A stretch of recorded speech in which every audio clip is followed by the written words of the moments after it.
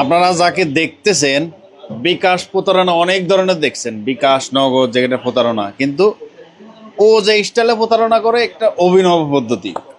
কারণ প্রথমে সে দোকানে আসবে, দোকানে এসে ওর কাজ হলো 500 টাকা দিয়ে আন্দাজে যে কোনো একটা নাম্বার বলতে পারে, আন্দাজে যে কোনো একটা নাম্বার যে এই 500 টাকা দেন। আপনি তখন 500 টাকা এরকম মারতেছেন না?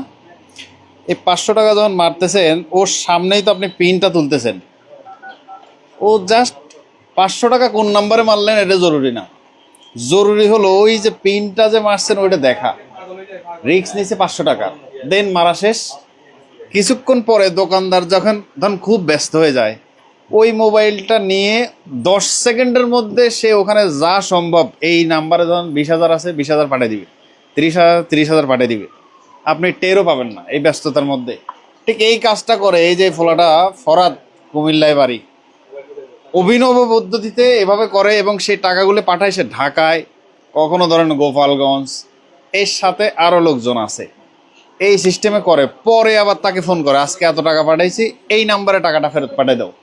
দেন হয়তো সে তার খরচের অংশ রেখে আবার এর কাছে ফেরত পাঠিয়ে দিচ্ছে। সে আজকে এই দোকানে 1 মাস আগে কাজ করছে 10,000, এগেইন আসছে। মাশাল্লাহ দোকানদার ভাইয়ের কিন্তু চোখ হলো জহুরির চোখ, মিস যায় নাই। সে যথারীতি পেয়ে গেছে যে তুমি তো গত মাসে আমাকে একটা কাজ করে দিয়েছো, তো তুমি একটু বসো, তোমাকে দরকার। এই সে ফরাদ।